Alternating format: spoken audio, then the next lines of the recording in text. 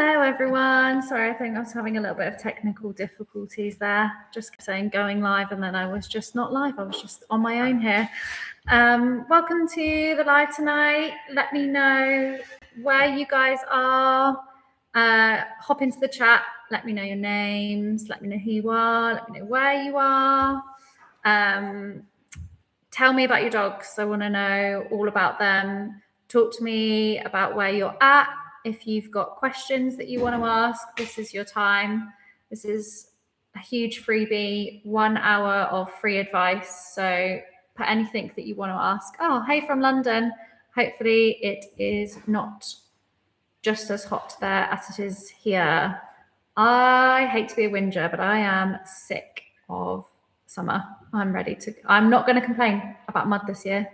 I'm just going to let it rain and I'm going to remember how hot it was this time this year. I'm not enjoying it. Summer should be over. I'm fed up. Let me know who else is here. We've got a few people on today, so that's nice. Thanks for joining us. For those of you that haven't been on one of these before, my name's Kelly. I am the owner of South Coast Canine Academy. So much like Yorkshire Canine Academy, we specialise in reactive dogs. So this is what this live is going to be all about today. I'm going to be answering your questions about dog reactivity. Oh, hey, USA, nice to see you.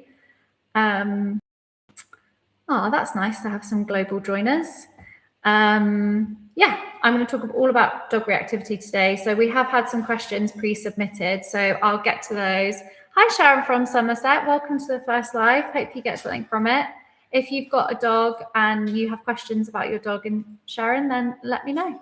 Here to help. Happy to answer questions. I'll get cracking with the questions that people have already asked today and get those answered. Hello from South Wales. Oh, I love Wales. Let me know what dogs you've got. Talk to me about those. Don't know why I'm here. My dog is fixed. Hi, Helena. Hope you had a lovely holiday. Helena came on one of our boot camps with her dog, Ziggy. Ziggy? Aussie. Your name always confuses me, Helena. Why is it that? And why is it not Aussie? Helena's just been on a lovely holiday with Aussie, and that was one of her goals when she came to boot camp, was to be able to take Aussie there with her. So thrilled to see all the lovely pictures of him running along on the beach, having ice cream, going to cafes and pubs. Okay, cool. That makes sense. All right, I'll hop into some questions, but if you guys have other questions that you want to know, pop them in the chat and I'll try and blitz through as many of them as I possibly can during the hour that we've got together tonight. Okay, cool. So someone asked, is it necessary to punish a behavior in all situations it occurs, or do dogs generalize it? Typically, dogs are very, very bad at generalizing things. So that'll be why when you have, let's say, for example, a younger puppy, you teach them sit, let's say, super easy. Dog gets it in the house, dog gets it in the garden. As soon as you go out of the house, it's like they've never heard that word before in their lives.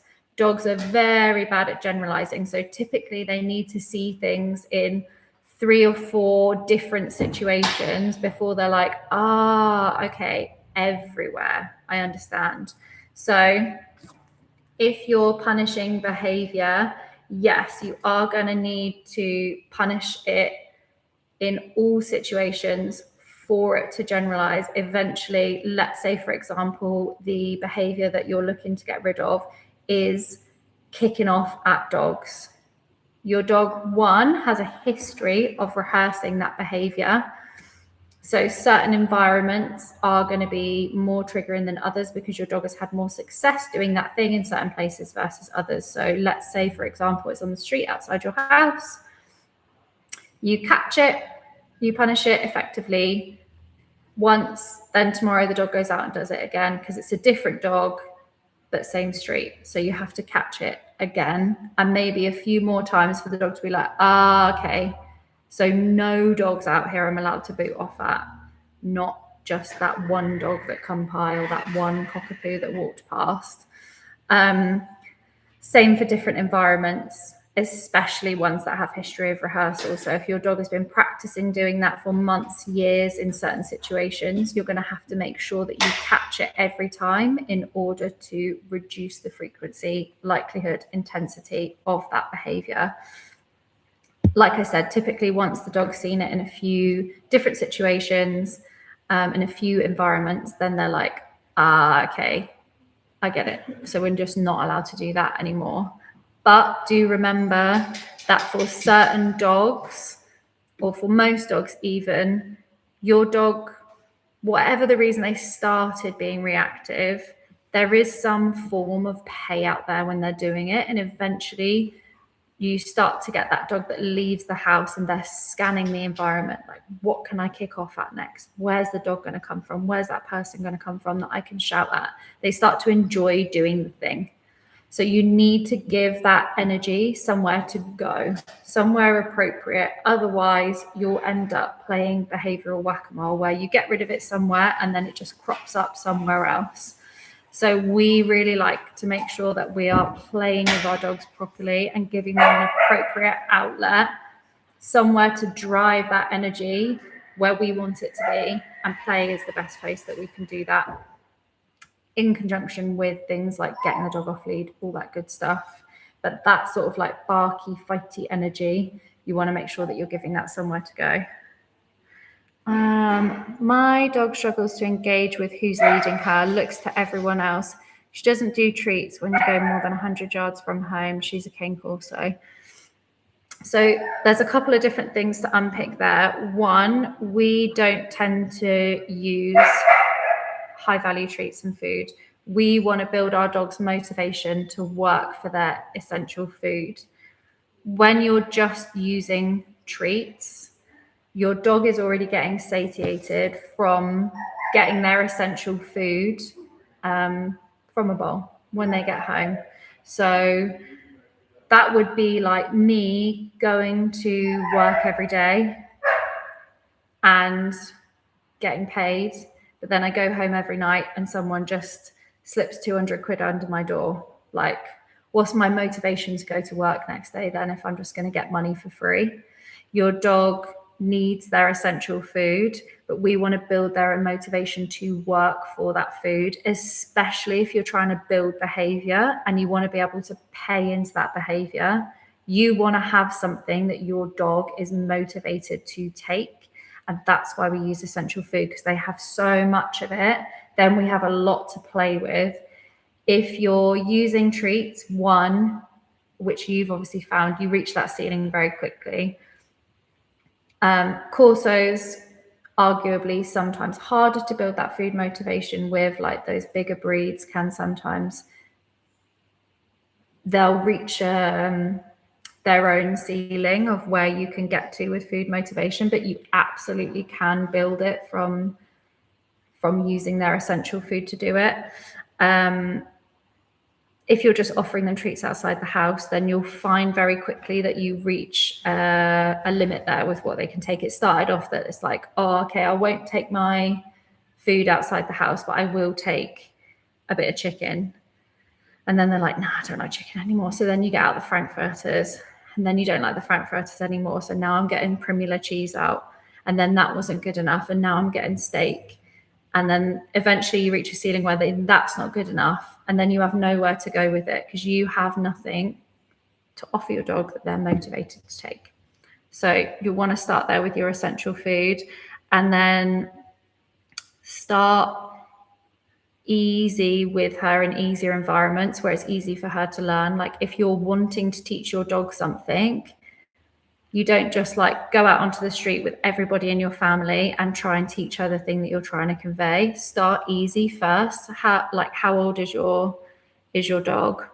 And when you say like struggles to engage, what does that look like? Is that like lead pulling? Is that like lunging, not walking? What's your issue? Is it recall? Whatever you're trying to teach, you want to start easy first, so the dog can actually take in what the message or the lesson that I'm trying to give them, and then we build from there. So let me know what's going on there with your Corso. Mine kicks off at dogs and cats, watching out the window and checking in the garden. It's worse on a walk, wants to chase anything, Cocker Spaniel cross. Okay, firstly, you're going to want to put some management in place in your house. If your dog is just sat at the window watching for the next dog or the next cat that they can boot off at, they're finding a very enjoyable hobby there. Sat watching out the window all day, rehearsing the behavior that you don't like, will feed into the behavior outside of your house, because then they're like, sick, I really enjoy doing that. So now when I'm outside of the house, where's the cats, where's the dogs?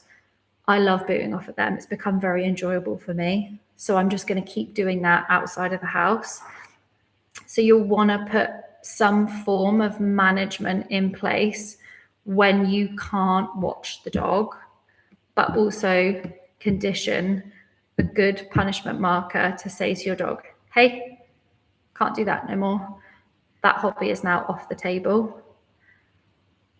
And think about making sure that you're able to get that dog off lead, making sure that you're able to play with them. So like I said before, they've got the energy to do the thing.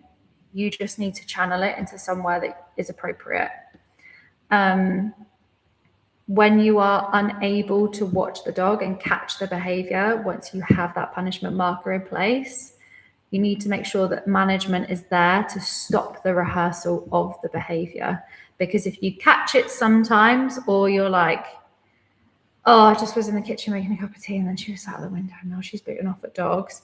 If you catch it sometimes and then sometimes you don't and sometimes they get away with it, you'll drive behavior that way, because the dog's like, all right, well, if she's here, I won't do it. But if she's not in the room, I can do it. And if I could be quicker to get to the window, I could get a little one in before she can actually catch me. So you need to be prepared to catch behavior if you want to see it go away, but also being mindful that you are giving that energy somewhere to go. We can't just go around saying, can't do that, don't do this, don't like that, cut that out. But then I'm not going to do anything with you. Tug question, trying to find a softer ball with string for Tug. He's not a fan of the rag and he gives up easily. Any suggestions? Trying to find a softer ball. You can get, there's a brand called Eurojo. Have I got one around here? It's actually destroyed. I actually think someone might put it in the bin today. It's Chance's favourite. They're like a jute ball and they're soft, they're stuffed inside. And that has a tug rope on it, so you can play with it, but it's really nice and soft and quite big. So I would go have a look at Eurojo. They're like small tug balls that are jute. They're really good. There's a couple of different websites that sell them. My dog is really stubborn with food but loves play. Can I use this as a reward when out and about? Your dog's not stubborn with food, they just have no motivation to take what you're offering. So again, you're gonna want to make sure that you build your dog's food motivation. And the reason that is important is, yes, sometimes you can reward with play outside, but it's not always depends what you're trying to do. But like if you're trying to, let's say, stop reactivity, and the way that you want to reward your dog for doing the correct thing can't be food and it has to be play, it's not very practical to have a game of tug while you're walking down a narrow street, or if you're on a path and there's traffic next to you. It's not practical. It also, for dogs that really, really, really like to play, it can put the blinkers on too much, where once they know that the toy is available and that they could do it, all they can think about is how much they want the toy. So that can mask and give you kind of false positives, where the dog can walk past 15 dogs, but it's only because he knows you've got the tug in your pocket. So I would start from scratch and make sure that you're building that food motivation up. Our behavior Bible is probably a really good way to start. It's free. I think there'll be a link here for it if you want to build food motivation, but that is definitely somewhere to start. Ideally, you'd have both, but food is like one of the most foundational things that you can build. So I would start there. Welcome, Elaine from France. Nice to have you here. I love France. I always feel like when I go there that France is where I should live, even though I can't speak a literal drop of French. All I can say is petit peu français, which is, I think, a little bit of French, which is actually a lie because all I know is like bonjour. Also, don't come at me for like my butchering of the French language. Corso is 10 months old, but we got her at 5 months old. No training, socialization. It's taken so much time for her to settle and be able to allow learning to happen. She is reactive out of high excitement. So for her, like, you're going to want to make sure that you have, especially now as she's like heading into adolescence, you're going to want to make sure that you have that communication system with her where you're able to clearly tell her in a way that she understands, that was right, I like that, do that more, that was incorrect, don't do that anymore. So you're going to want to have a really, really strong terminal marker or reward marker, and you're going to want to have a really, really strong punishment marker. So you're able to like keep her way out of that gray area where she's like, I don't really understand what's going on here. But I do like kicking off. So I guess I do that. And then you'll be able to get her out more, seeing more things. Obviously with her breed, she is going to be starting to look in the environment, watching what's going on, who's coming, who's going. But you really want to have that communication system there with her to be able to tell her very clearly, that was right, that was wrong. And that's where you'll really want to start with her. And then just making sure that you're giving her some kind of genetic fulfillment, like through play, making sure you're working to get her off the lead so she can just be out in the world experiencing things. Go back to my questions. Can mildly reactive by fear be successfully rehabilitated long-term in a balanced pack? When you say mildly reactive, what does that mean? Is that like that it's like unpredictable, you don't know when or where they're going to react, or is it just like a mild spice coma, like it's a little bit of grumbling, or it's a little lunge or a little boof and not like a full-blown meltdown? Reactivity in terms of fearful dogs, it's especially prevalent for those dogs that you are able to condition a clear punishment marker, because for a dog that reacts through fear, when they have that reaction in their little mind, they're doing it because they're trying to keep themselves safe, right? They're scared of the thing that they're reacting at. So every time they react and that thing moves away, or like, so they create space, the person stops coming towards them, or maybe like the dog was like walking by anyway, but they don't know that, they're like, I get this huge sense of relief from having done the thing, and that worked and I lived, so I'll do that again. And then it drives the behavior to get worse because they're like, well, I keep myself safe from doing that thing, so I'll continue to do the thing. When we are able to clearly say to the dog, hey, you can't do that anymore, off the table, we're not hoofing off at dogs and people, we're not lunging, snapping, barking, any of that stuff, it's all gone. We leave a window open for prediction error, where that fearful dog is able to see, oh, I didn't do anything and I'm still alive. Maybe I was wrong. And that's where like growth and confidence can be built, because then we can say, hey, see, like world's not out to get you. Nothing bad happened. Want to do something with me instead? We can play, we can go to new areas, they can explore new things. they can become curious about certain things and like build confidence around stuff, where before they were like, nah, scared of that thing, might die, gonna hoof off, gotta keep it away from me. And then their world gets smaller and smaller and smaller. When we're able to take that behavior off the table, and then the dog has that learning moment where they're like, oh, perhaps I was actually wrong about that thing. That sounded well posh, didn't it? Perhaps I was wrong. Maybe I was wrong. Maybe I got it wrong.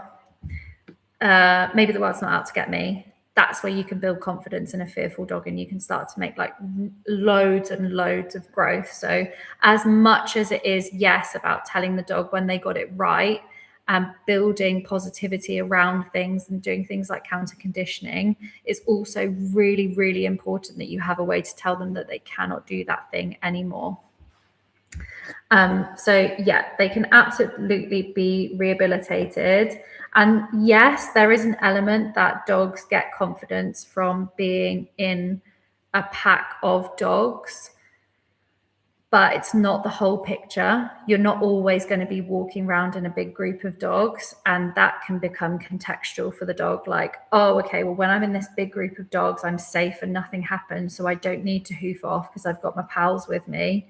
You're not going to be able to walk around with that group all of the time. So they're like, when they're not here, still got to do the thing because could still die. So it's really important that you build that foundational relationship with them there.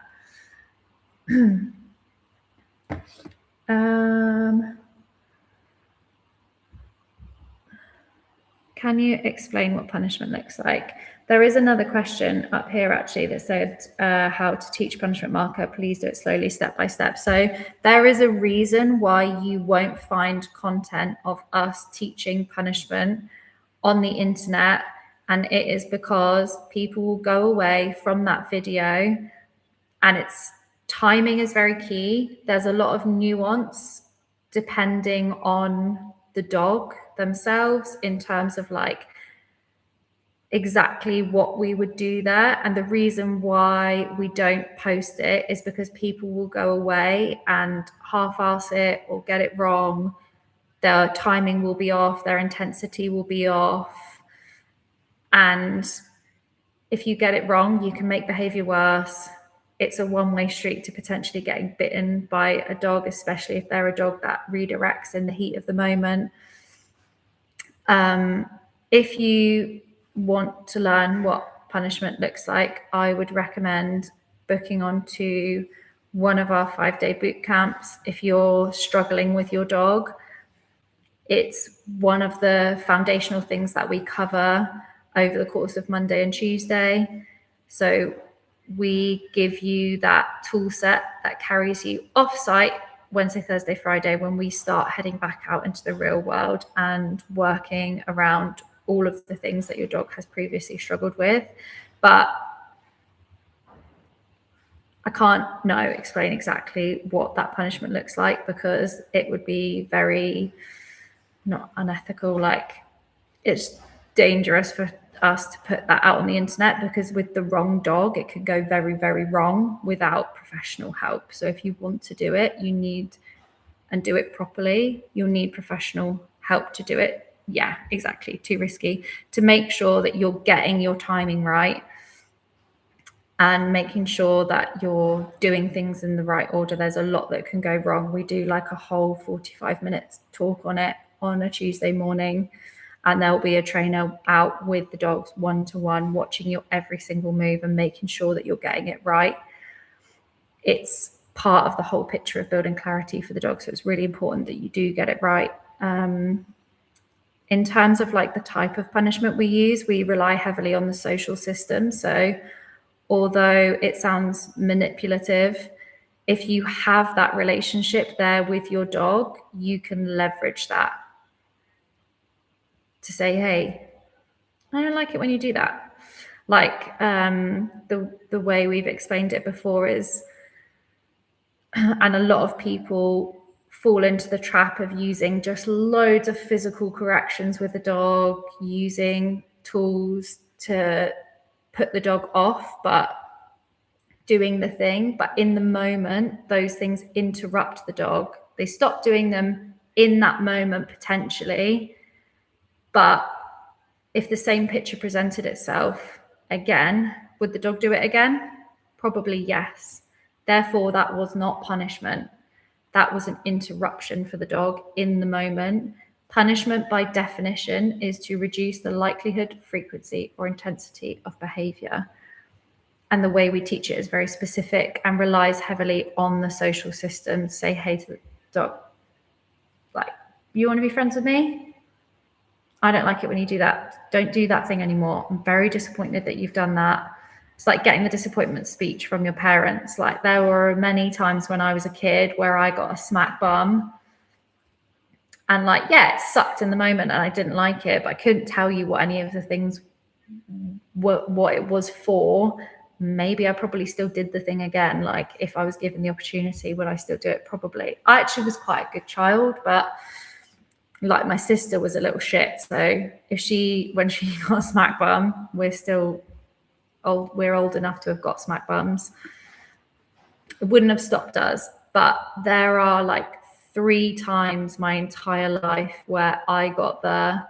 I am so disappointed in you that you have done that.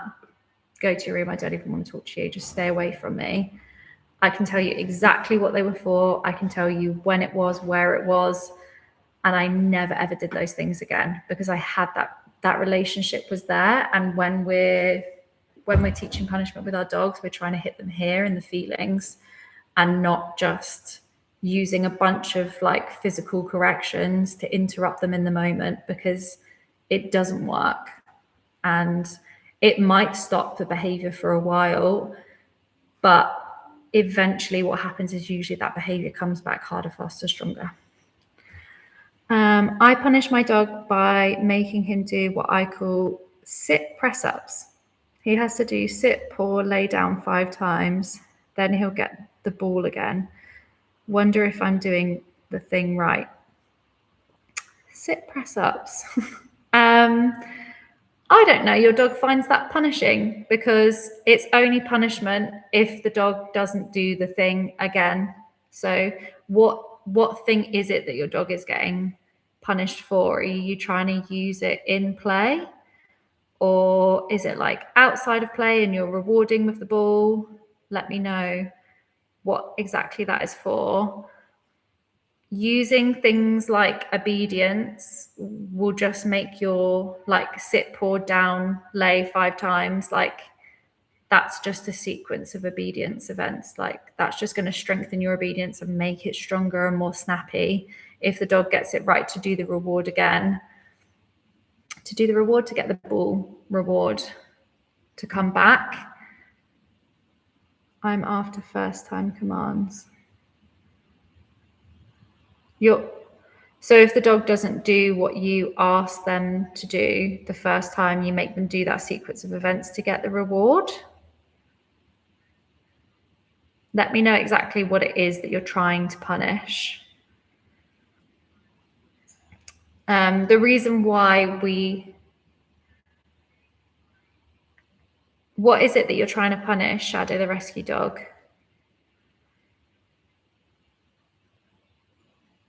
The reason why we don't use loads of obedience in our training is because what we're trying to achieve is a dog that is able to live as free a life as they can possibly live, because you can trust them to go out there and have the agency to make choices on their own, because they know exactly what is and isn't allowed.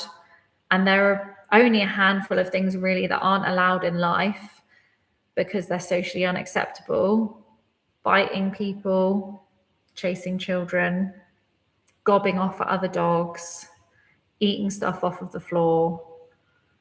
There's only a few things that are off the table. So it's much easier for me to say to my dog, hey, you can't do that stuff. Go pick anything else.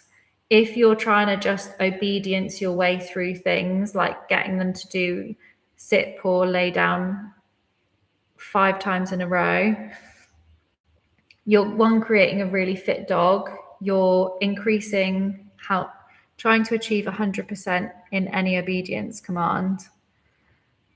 I would say it would probably be easier to just say to your dog, hey, that was incorrect, and show them exactly what it is that you want in obedience. Like if you're trying to punish them getting it wrong in obedience, I would say they don't know what it is that you're asking. Say the thing and make it happen. And then your dog will understand that led to that. Otherwise, if you're like, okay, I'm trying to get my dog, I'm just going to pick something. I'm trying to get my dog to do a spin. And every time he gets it wrong, I make him do sit, paw, lay down 5 times. And then he gets a ball. He just learned to do sit, paw, lay down 5 times and then got rewarded for it. Just pick your word, whatever it is you're trying to do. So let's say we're still trying to do a spin. I want my dog to do spin. I will say it. I will show them. I will make it happen. Maybe I'll use luring. Maybe I'll use like lead pressure, whatever. Make it happen and then reward when it's done. So the dog learns that word leads to this.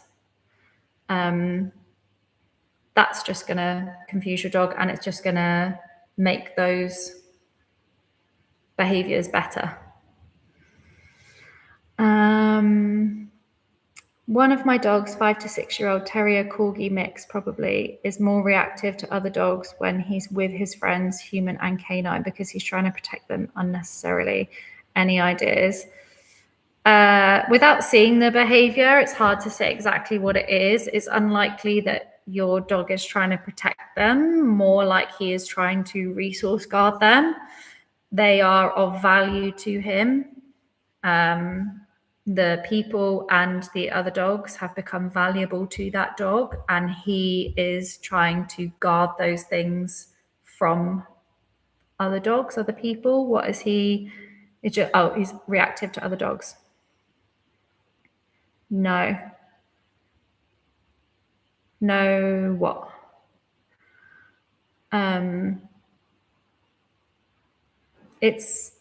He's not trying to protect them in like a secret. Oh, sorry, Miss Lines. No worries. He's not trying to protect them in a way like that. Dog is not a guard dog. That dog has not been trained in protection. They're trying to keep a resource theirs. So you need to, again, have a punishment marker that says to your dog, hey, can't do that. Don't do it. And if he is truly trying to guard you, losing access to you because of a behavior, is a way to make him be like, oh, no, I want to stay with you. I will stop doing that thing. But if it is resource guarding, make sure that you're getting professional help with that. Just don't try and like go at it alone. Especially don't try and teach punishment alone. You'll want to teach it outside of the high ticket thing for the dog. So like when we teach punishment, we'll do it around novel things first. So we might do it around like eating stuff off the floor or jumping up, like fairly low ticket items to the dog, so that when they're in the face of the thing they actually care about, they're like, it reduces the likelihood that the dog will be like, I hated that thing being near me when I'm with my pals, my humans and my dogs. And now I got punished in front of it too. Now I double hate that thing.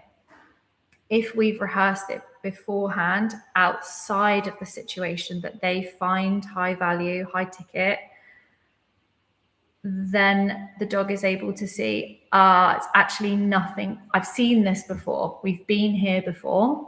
It's not the thing. It's not got anything to do with the thing. It's what I did that got me that. So I just won't do that thing anymore. I hope that makes sense. What to do with a dog that is reactive seems to be frustration-based. Correcting them seems to make it even worse. When you say correcting them, is that like using a lead or some form of pressure? I expect it's more likely that the reason the correction seems to make the reaction worse is because you're using correction and not punishment. So you're interrupt, lead, slip lead, or e-collar. Okay, be very careful with using those things until you have seen a trainer, because what's happening there is that you're thinking you're giving a correction to the dog, but actually that's just acting as an activator. So as soon as your dog feels that pressure from your lead, your slip, or your e-collar, they're like, when I feel that thing, it's go time. And then I go harder at the thing. It spurs them on into the behavior because the timing has been off there. I'm guessing you don't have a punishment marker that goes with it that's already preloaded. So your physical interrupter there, or your physical correction, is sending them further into the behavior, and it's becoming an activator for the dog. Especially if it's coming from frustration, because what's probably likely happen is that your dog like lunges forward and feels pressure on the lead before anything else happens, and then you are maybe creating opposition reflex where you're trying to pull the dog back, or you're using your e-collar to try and put pressure over to get the dog to come back to you. But in that moment, all it's doing is sending them further into the reaction. So you need to step away from the things that your dog is reactive to.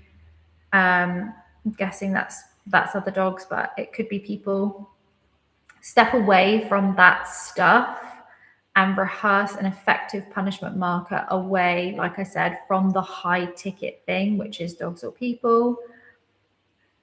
Make sure that word, that marker means something before you put the dog in front of whatever sends them into a reaction, whatever they find. I hate that word, the trigger, but the trigger.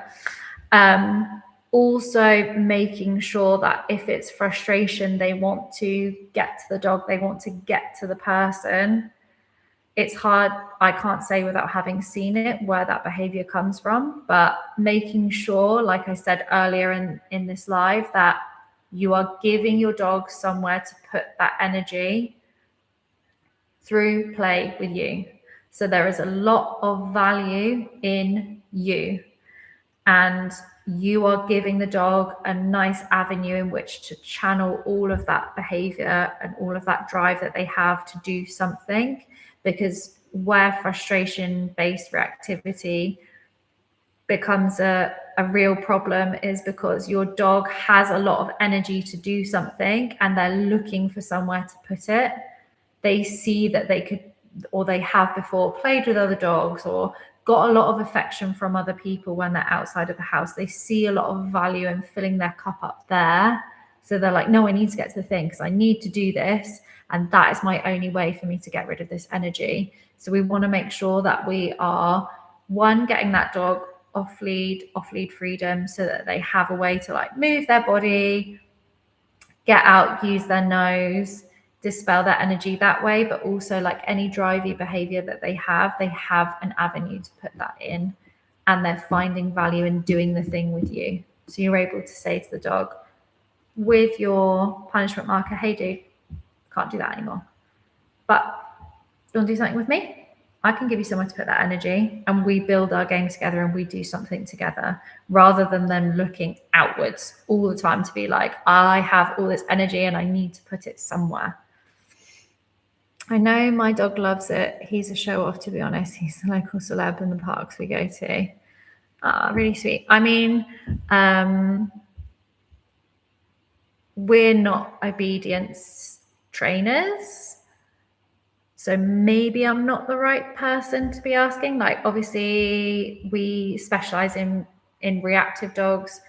Our primary concern is making sure that people have that foundational communication system with their dog so they can just go out, live life, be a dog, have agency to do things on their own without micromanagement from us, and get as much off-lead freedom as we can possibly get that dog.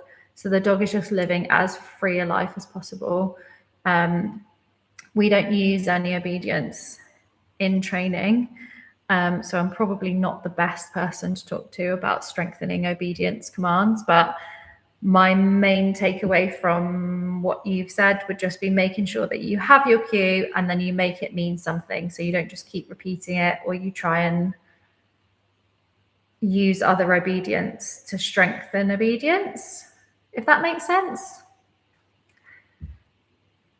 I really enjoy making the little one do burpees, down to jump.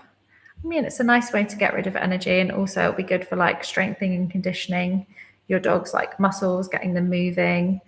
But I'm not the person to talk to about obedience things.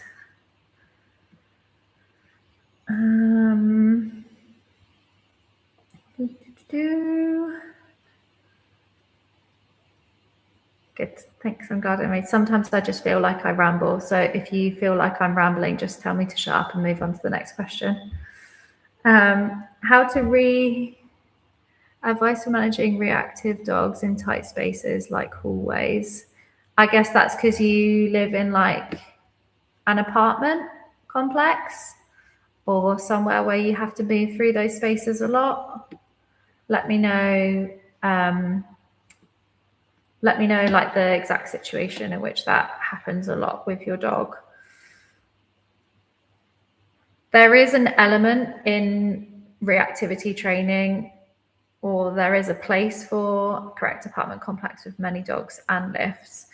So there is a space for management in training when we've got reactive dogs. Obviously, when you're working on it, you want to make sure that your dog is limited as you can possibly get them to rehearsing any more of that behavior until you have an effective way to tell your dog that they can't do that anymore, and an effective way to reward them for doing the correct things. My primary advice for you would be to seek out training, get in touch with us. We have a chat with us, like half an hour free chat. We'll talk about what's going on with your dog and maybe see if you're suitable for one of our boot camps. If you're struggling with your dog's reactivity, obviously, yes, like I said, there is an element to managing it, but managing it won't make it go away on its own. It will just help you navigate life a bit better for the interim.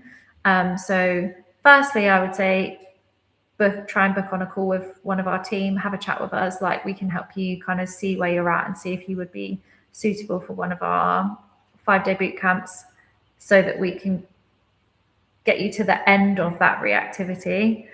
But in terms of managing it, like if your dog has a good heel or some formal cue like that, where you can put them into a behavior to get past stuff, then yeah, that is an element of managing it, like putting them into behavior so that they are doing something, so that they're not practicing doing the wrong thing. But really, really, you're going to want to like try and make headway into taking that behavior off the table, so you're able to start living your life in moving through your apartment or wherever you live, without your dog feeling the need to do that anymore.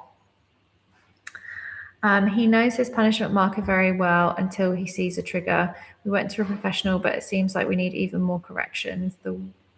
We try and correct when the fixation starts before the reaction. Okay, if he knows his punishment marker very well, then until he sees a trigger, then I don't want to be offensive, but he doesn't know the punishment marker. Because if your punishment marker is effective, you should be able to use that marker to mark the exact moment for your dog that they got it incorrect. And then once you're able to represent that situation again, your dog should understand, okay, I know what I got wrong, I'll pick something else. And you should start to be able to make headway towards getting over the trigger. But it does sound like you're using a lot of interruption versus actually having a punishment marker. Your corrections are just physical interruptions in the moment, and it might subdue the behavior. It might snap them out of it mid doing it, but given the opportunity again, like you say, it hasn't stopped it. So therefore it is not punishment. Whatever you're doing currently is not punishment. Also, correcting fixation before the reaction is running very tricky territory, because I don't even know if that's the right word, tricky territory. You kind of guess what I mean. You can't punish a dog for thinking about doing something. The goal is initially to get the dog back to neutral, wherever they sat on the spectrum of being from them being under social and fearful, or them being like super hyper social and wanting to get to the thing. You want to get them back to a level of neutral. So you should be aiming to get to a point where your dog can see the thing and choose to disengage on their own. They should be able to look at the dog. The goal is not to get the dog to not even want to look at the thing anymore. They should be able to take it in and think, whatever, just move on, disengage on my own.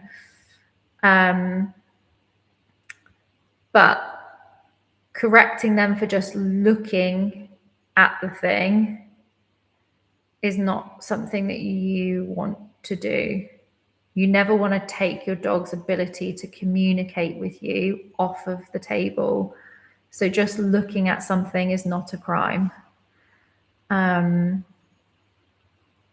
When they go forward and lunge, or they let that first bark out, yeah, those things are crimes and something that we would punish. But just looking at the other dog, yes, you can see there's a tell. So like I can see my dog's starting to stiffen up. They're staring at the thing. They're hyperfixated on the thing, but they haven't yet committed the crime. So I can use that to be like, right, I know they're probably going to do something in a minute. So I'm ready to use my punishment marker in order to catch the moment they actually commit the crime. But you can't punish that because they didn't actually do anything. Ian, is that reactivity or excitement, thinking it's going out or something happening? Yeah, I mean, obviously, like I say, without seeing it actually happen, it's hard to say where the reactivity stems from, whether the dog's just like pulling on the end of the lead to get out of the house when they go down tight hallways, or because they are scared of the thing that they're barking at, scared of the dogs that they're barking at, or they're hyper excited to see the dogs that they're barking at. But whatever the reason for the reactivity, you still want to make sure that you have that communication system there, because without that, you're gonna always leave your dog in a gray area. So you're only ever giving them half the picture. We're only ever either, without both of those things, you're only able to say to the dog, that was right, I like that, do that more, but they don't know exactly what it is that they were getting wrong. Or you're just punishing everything and never rewarding and paying into behavior you like to make that happen more instead. So you need to make sure that you have both.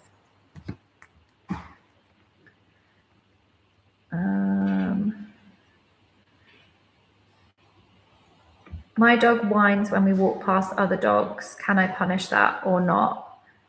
No, because whining isn't a crime.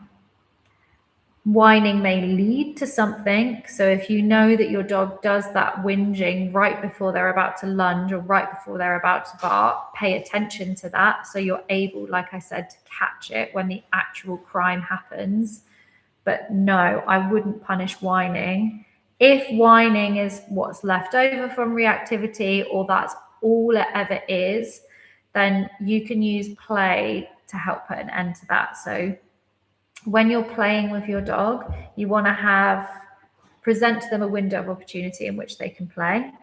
So you'll have a word that begins your game that says to your dog, hey, window's open, we can play now. And you'll also want to have a word that ends your game. So your dog is able to understand, hey, that thing that we were doing, we're no longer doing that. Game's over, go and pick something else. Once your end of play cue is very strong, so for my dogs, I say enough when we're done playing. Once I know my dog knows what enough means, and I have shown them through play, through something they actually enjoy doing, you're able then to transfer that onto other things. Punishment is, when done properly, is extremely powerful. And so it's reserved for crimes only. So things like barking, lunging, snapping, putting teeth on things, those things are crimes. Whinging and whining is not a crime. But I can have a way to say to my dog, hey, cut that out now. So once my end of play cue is really good, I'm able to use that for other things like whining when they're walking past other dogs. I can say, hey, enough. That thing you're doing now, I get it. You're excited or you've got feelings, but cut out doing that now. Barking at the door when the doorbell rings. I understand that dogs will be dogs. Personally, I don't really care when my dogs bark at the door. But when I say enough, don't dogs bark for a reason? Yes, they are barking for a reason, but that is unacceptable if it's at people, at dogs, at cars. That behavior is unacceptable. Unfortunately, we live in a society where that's going to eventually make your world smaller, because that barking might eventually lead to something else. That barking is antisocial. So I can't take you places. I can't take you to the park if you're barking off and gobbing off at other dogs all of the time. I can understand where it comes from 100%. I can understand it comes from a place of frustration because maybe I haven't given you somewhere to put your energy, so I need to play with you more. I can understand it comes from a place of fear because you're scared, you think that thing's going to come over here and kill you.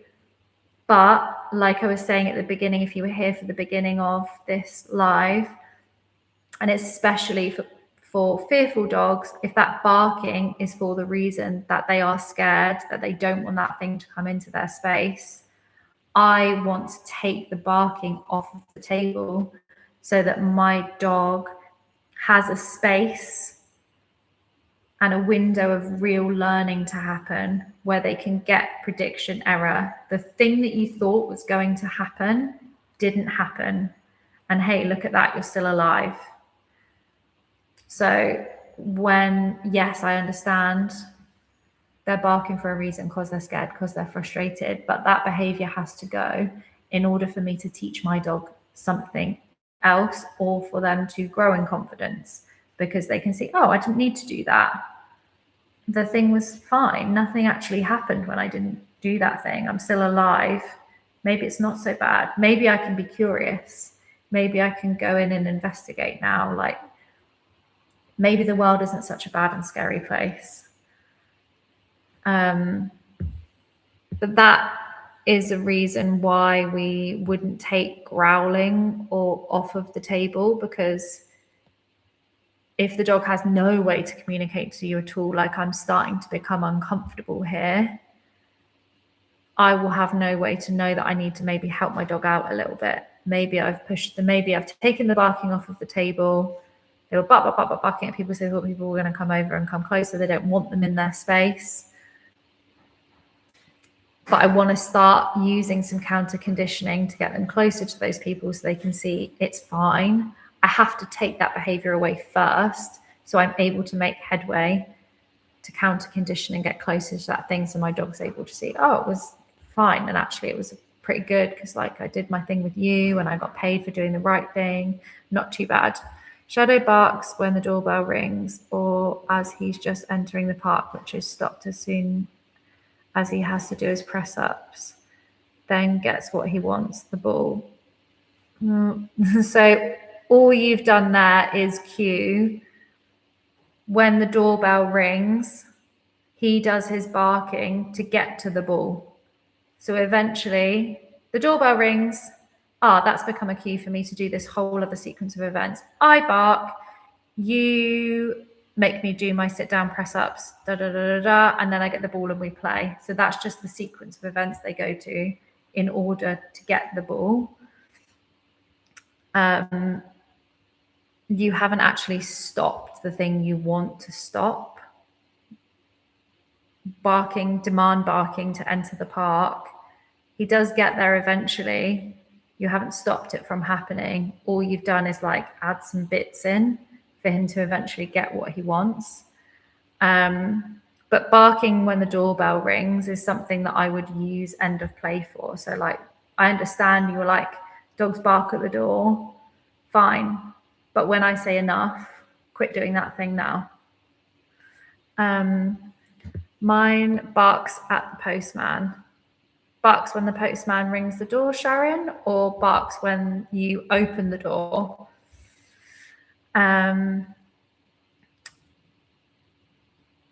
Because barking when you open the door and the postman is there is unacceptable. You can't bark at people. Barking when the doorbell rings, I would use end of play cue for. When you open the door, if the dog barks at the dog, you'll want to condition a punishment marker to say, hey, you don't need to do that, and you can't do that. It's unacceptable behaviour. Depending where it's coming from, we were outside, 100%. You need to condition a punishment marker there to tell them that that's off the table. You can't be barking at the postman. You know, he might even be a really nice guy or woman. You can't bark at people. Not allowed. Hi, hun. Missed the beginning. Coco stitches are out. That's really good. Send us pics of you out and about. She's asking you better hope people aren't watching this. Ha ha ha ha ha. Coco came on one of our boot camps, and she recently had to go in to have a little surgery. So she's getting her stitches out. She'll be back out in the world. So I'll look forward to seeing all the things that Coco is getting up to. Hopefully it'll be much cooler, so she'll actually be able to get outside and enjoy herself and do some things. That's something that we've all been struggling with. I can't wait to be able to eventually just leave work and walk my dogs at like 6 p.m. instead of leaving work and having to walk my dogs at like 9 p.m. 10 months from an aggressive, non-recall, and always caged. I honestly think we're doing great. Really good. Really nice. Especially if he's a local celeb. So good for you guys. Well done.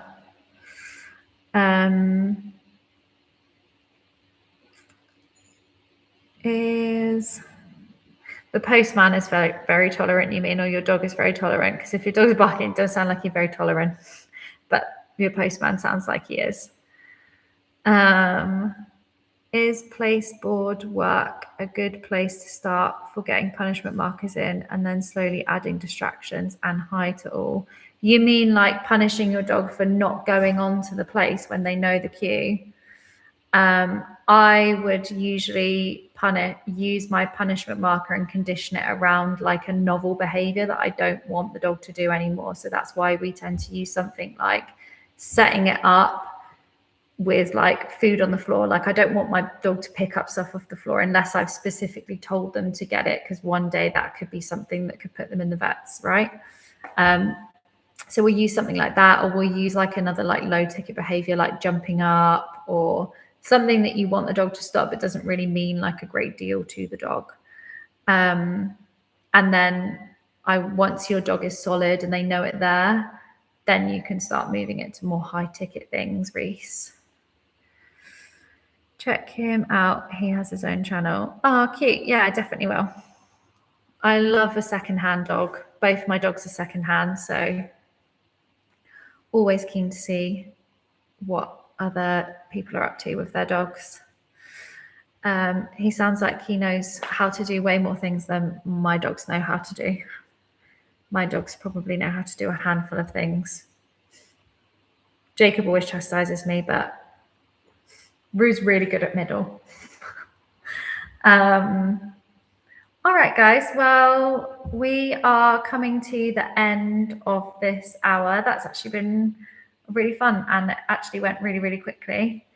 Really nice to chat with you all. We've got a tiny little bit of time left, so any more for any more, get them into the chat, and I will try and get through any of them in this last little bit of time that we've got tonight.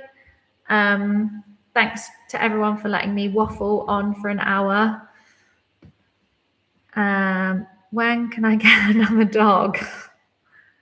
We'll talk, Helena. Let me know, text me. Let me know what other dog it is that you want to get. Shin for a penny, in for a pound, this one. Just barely like out of boot camp, 2 months, and now she's like, yeah, cool, I want another dog. I guess that's just like every trainer at YCA though. Once we get, we just end up being dog collectors.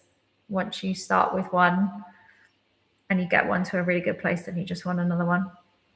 Start the cycle again, eh, Helena? All right, guys. Well, I am. Oh, you want a little rescue dog? Pippa's story is really cool. If anyone, I think it's on YouTube. Maybe it's like a YouTube short. But go and check it out. It's a really nice story. A dog called Pippa, who we worked with from a really, I think Pippa was from Canine Welfare Fund. Really, really good charity that we are lucky enough to get involved with lots of their dogs and find them nice homes. Sam, who also works here, has a dog from Canine Welfare Fund called Mud. He's a great dog. Follow along on our Instagram and YouTube. I'm sure you'll catch him there. Or if you're ever working with us on a boot camp, you'll get to meet Mud. He's a great dog. All right, guys. Well, thank you so much for joining on tonight. It always makes me feel weird saying that, like I'm an influencer. Like, rate, share, subscribe. Is that what they say? Do those. Do your part. Leave a heart. I heard that on a podcast once. I think she has a YouTube. All right. Well, speak to you guys soon. Thanks so much for coming on, and enjoy the rest of your week. Bye.